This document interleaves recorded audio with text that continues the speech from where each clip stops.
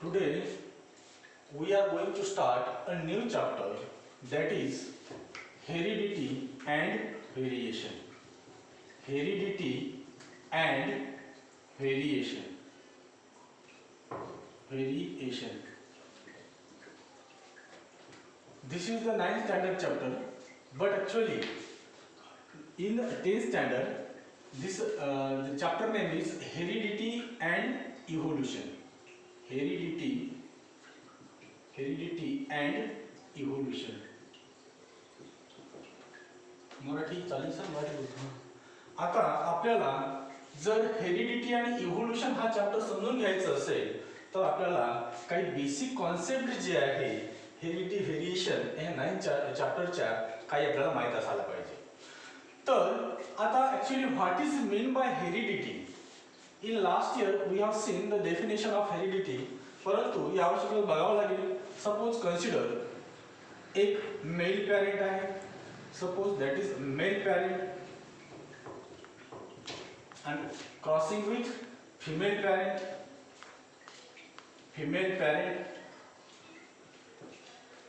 आता क्रॉसिंग झाल्यानंतर त्यांना एक बेबी होईल, that is one offspring there. This offspring receives some character from their male parent and some character from female parent. Then question arises that what is mean by character. म्हणजे काय होईल नेमकं, काही जे कॅरेक्टर आहे mail parent कडनं या offspring मध्ये येईल. दिस इज ऑफस्प्रिंग. म्हणजे काही कॅरेक्टर मेल पॅरेंट कडनं ह्या चाइल्ड मध्ये येईल आणि काही character coming from the female parent into the child. आता हे जे कॅरेक्टर ट्रान्सफर झाले चाइल्ड मध्ये, this is called as heredity. Hit means what, the transmission of character. हिटला काय म्हणून मग इथं काय झालं, the transmission of character. Transmission of character from कुठून कुठे ट्रान्सफर होत आहे, फ्रॉम पॅरेंट, मेल आणि फिमेल दोन्ही, from parent to child, from parent to offspring म्हणू शकतो आपण. Then transmission of character from parent to their offspring is called heredity.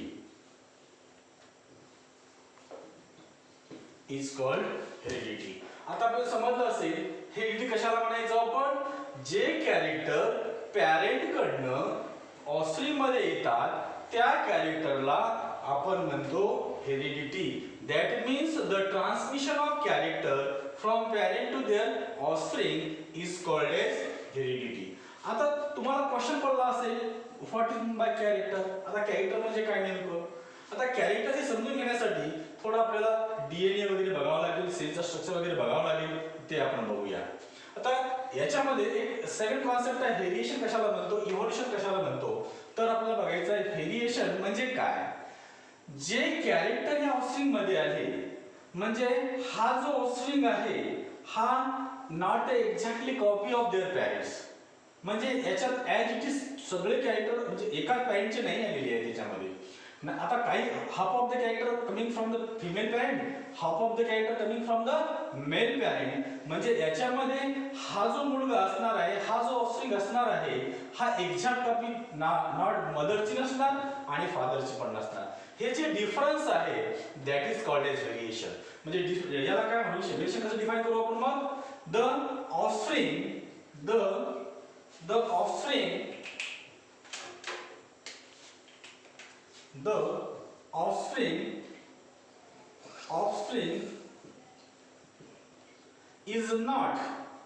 is not exactly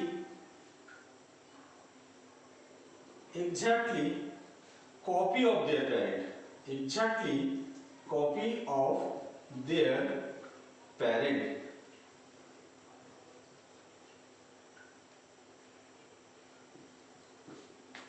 हा जो मुलगा असणार आहे, हा जो ऑफस्प्रिंग असणार आहे, हा आपल्या पॅरेंटची एक्झॅक्ट कॉपी नसणार आहे आणि याच्यामध्ये काही डिफरन्सेस जे क्रिएट होतील and that is known as variation. आता आपल्याला समजायचं कॅरेक्टर समजून घ्यायचं असेल तर थोडे स्ट्रक्चर बघूया. तुम्हाला माहित आहे तर आता तुम्हाला माहित आहे की बॉडी ब्रॉडली जर आपण कन्सिडर केलं तर body is consist of two types of cell. Actually body cell जे आहे body cell are of two types. You know that is कोणत्या सोमॅटिक सेल ने बनलेली असते body somatic cell and another one that is germ cell. Germ cell. There are two types of cell in our body.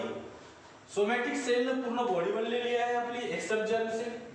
आता याच्यामध्ये आपल्याला germ sale वर बघायचं आहे. जर हे आपल्याला क्लिअर समजून घ्यायचं असेल तर आपल्याला जर्म सेल बद्दल बघावं लागेल. आता germ cell are two types कोणकोणत्या असतात त्या.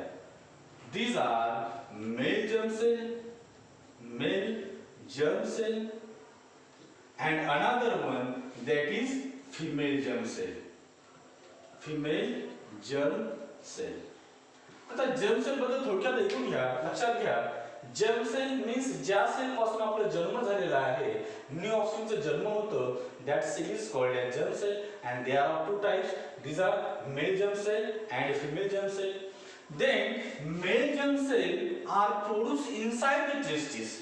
Male germ cell produced inside the testis while the female germ cell produced inside the ovary. म्हणजे आपल्याला माहित आहे मेल जर्म सेल टेस्टिस मध्ये प्रोड्यूस होतं तयार होते तर फिमेल जर्म सेल जे आहे ती ओव्हरी मध्ये प्रोड्यूस होते. आता मेल जर्म सेलचं नाव काय आहे मग याला काय म्हणतो आपण. It is called as sperm. याला काय म्हणतो आपण sperm. It is called as sperm and the female germ cell is known as egg. आता स्पर्मची डायग्राम तुम्हाला माहिती आहे जनरली रफ डायग्राम या प्रकारे असते. हेड आणि एग ह्या टाइपचं असतं. when sperm fuses with egg then there is a formation of zygote.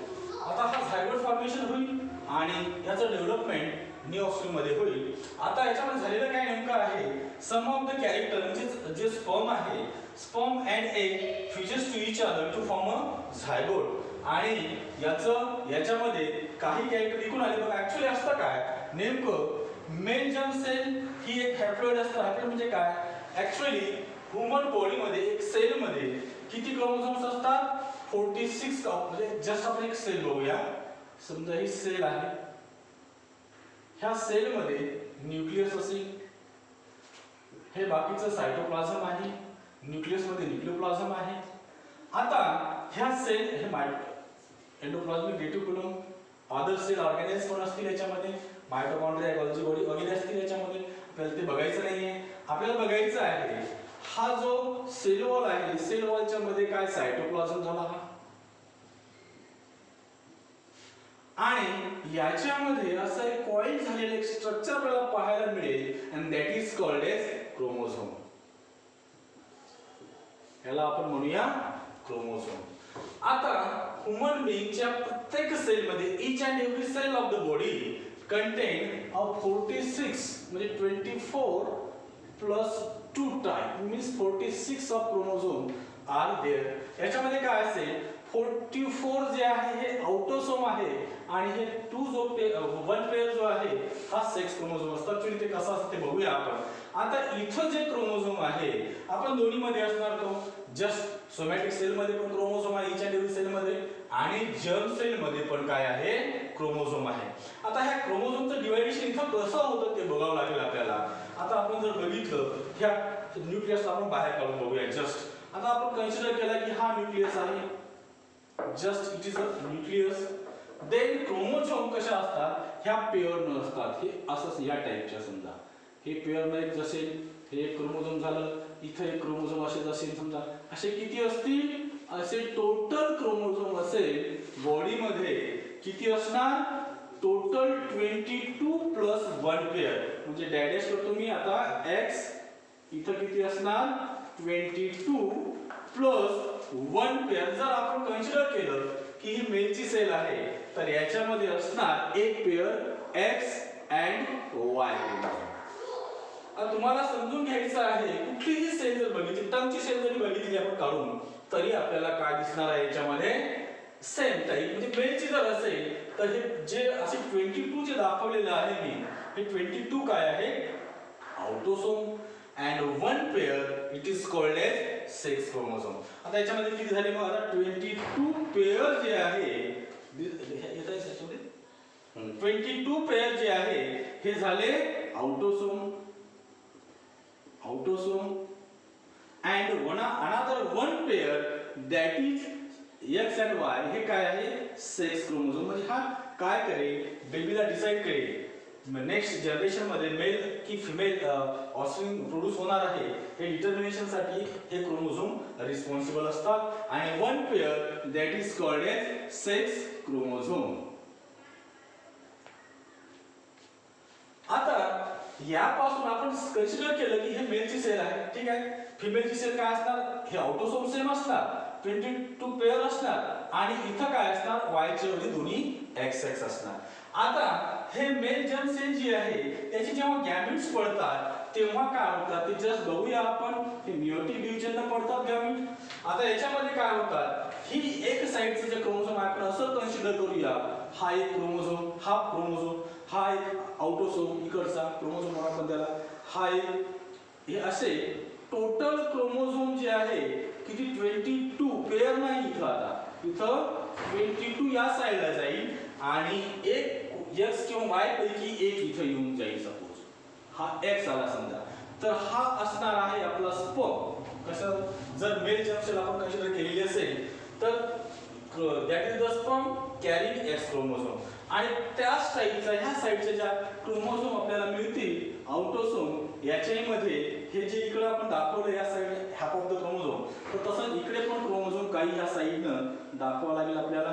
आणि 22 म्हणजे हे पेअर नाहीये, इथं पेअर नव्हते, इथं कसं झाले ते हाफ हाफ झाले, आणि याच्यामध्ये असणार आहे वाय क्रोमोझोम. आता झाला हा स्पर्म आहे कॅरिंग वाय क्रोमोझोम, हा एक स्पर्म आहे कॅरिंग एक्स क्रोमोझोम. आता आपल्याला माहित आहे ह्याच टाईपचं क्रोमोझोम एक मध्ये पण काय असणार आहे, तो हॅप्लॉइड म्हणतो आपण याला, हा डिप्लॉइड. कारण की पेअर ऑफ क्रोमोझोम्स असतात तर पेअर नाहीये, हे याला हॅप्लॉइड म्हणतो आणि याला डिप्लॉइड म्हणतो आपण. तर हे एक स्पर्म पण काय असतं, हॅप्लॉइड असतं, एक पण काय असतं, हॅप्लॉइड असतं. आणि हा जो ऑफस्प्रिंग बनेल, हे दोन्ही समजा आपण कन्सिडर केलं की ही फिमेलची सेल आहे, एग आहे, आणि हा स्पर्म आहे, दोन्ही जर फ्युजन झालं तर काय होणार आहे की हे एक्स याची पेअरिंग होईल त्या ऑफस्प्रिंग मध्ये आणि न्यू ऑफस्प्रिंगचं फॉर्मेशन होईल. आता जनरली बेसिक तुम्हाला याचा आयडिया आला असेल.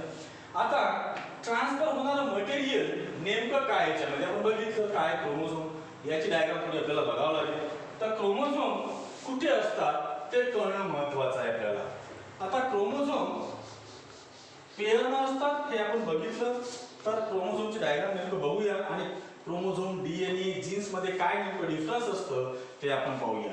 आता हे एक आपण क्रोमोझोमची डायग्राम बघूया. हा एक क्रोमोझोम आहे. आता क्रोमोझोम वर डीएनए असतं कुठे नेमकं हे जर बघायचं झालं आपल्याला, तर याच्यावर असं समजा एक सिंगल क्रोमोझोम आपण बघूया. तर हे क्रोमोझोम सिंगल आपण असं कन्सिडर करूया. तर हा एक क्रोमोझोम आहे, ठीक आहे. तर याच्यावर डीएनए कसा असणार आहे, ह्या टाईपचा.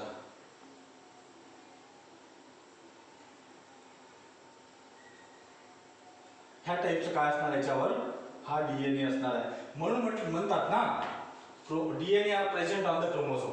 आता तर प्रश्न पडेल, डीएनए तर आहे पण हा बाकीचा पोर्शन जो क्रोमोझोम मध्ये आहे तो काय आहे. हा क्रोमोझोम झाला. आता क्रोमोझोम म्हणजे काय होईल बघा, क्रोमोझोम म्हणजेच काय होईल, याच्यामध्ये हा डीएनए आहे आणि हा रिमेनिंग पोर्शन कशाचा असतो, तो असतो हिस्टोन प्रोटीनचा. म्हणजे क्रोमोझोम इज इक्वल टू आपण म्हणू शकतो डीएनए प्लस हिस्टोन प्रोटीन.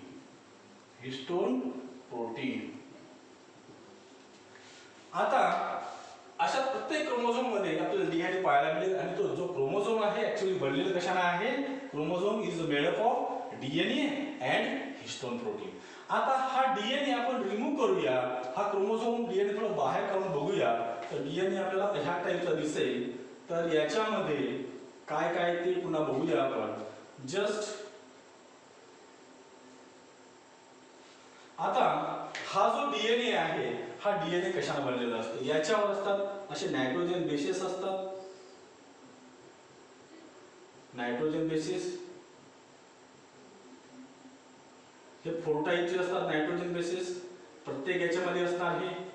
आणि हे नायट्रोजन बेसिस ऍक्च्युली आपण जर बघितलं जस्ट म्हणतो आता याच्यावर एक पर्टिक्युलर जो सेगमेंट आपण असा कन्सिडर केला हा एक सेगमेंट, जस्ट हा segment.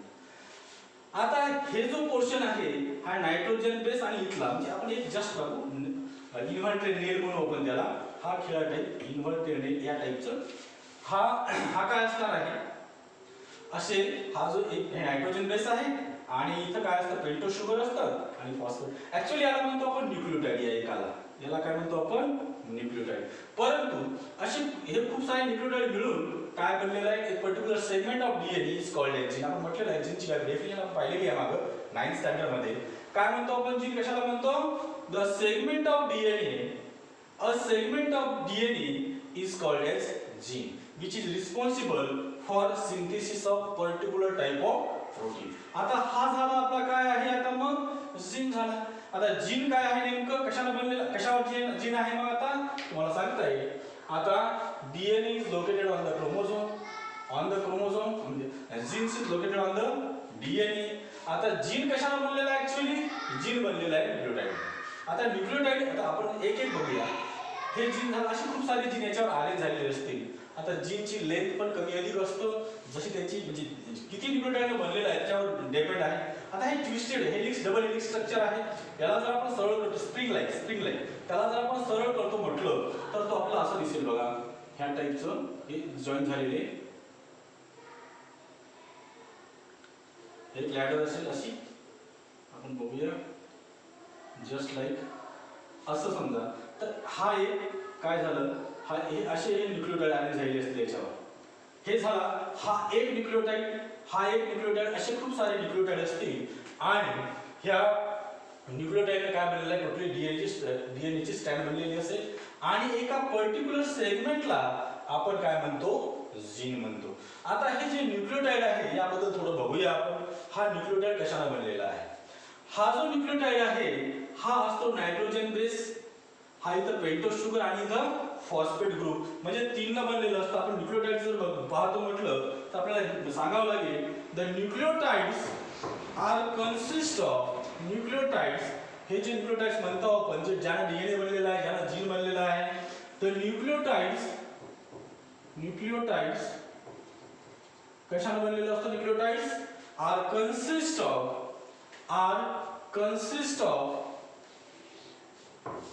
consist of nitrogen base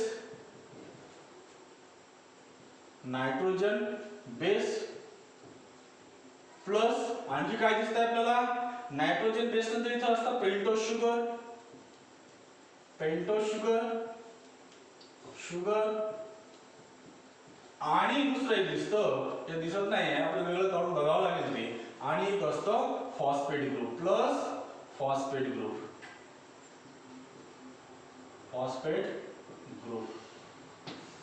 म्हणजे नायट्रोजन ह्या 3 गोष्टींनी बनलेलं असतं. नायट्रोजन न्यूक्लियोटाइड जो आहे नायट्रोजन बेस पेंटोज शुगर आणि फॉस्फेट ग्रुप म्हणजे जस्ट हा एक न्यूक्लियोटाइड झाला. हा कशा बनलेला आहे मग आपल्याला नायट्रोजन बेस म्हणजे हा वरचा पोर्शन दिसेल तुम्हाला. याच्यामध्ये 2 पोर्शन आले पेंटोज शुगर आणि फॉस्फेट ग्रुप. तर आपल्याला बघायचं आहे आता नायट्रोजन बेस जो आहे याच्यामध्ये हे जे नायट्रोजन बेस दिसत आहे आपल्याला, हे जे नायट्रोजन बेस दिसत आहे आपल्याला दे आर ऑफ 4 टाइप्स. कोणकोणते 4 टाइप्स आहेत ते बघूया आपण. ऍक्च्युअली नायट्रोजन बेस जे आहे दे आर ऑफ ब्रॉडली जर आपण कन्सिडर करतो म्हटलं तर nitrogen bases are divided into 2 groups. कोणकोणते आपण बघूया.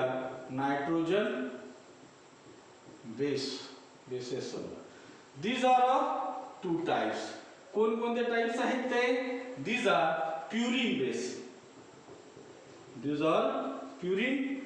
आणि पायरिमिडिन्स. म्हणजे नायट्रोजन बेस जे आपण बघितलं कुठून आलो आपण बघा इथं सेल मध्ये न्यूक्लियस मध्ये क्रोमोझोम आणि क्रोमोझोमवर काय, हे क्रोमोझोम आपण बघितले ऍक्च्युअली किती असतात 46 chromosome. Out of 46 44 are autosome and one pair that is the 2 chromosomes are sex chromosome.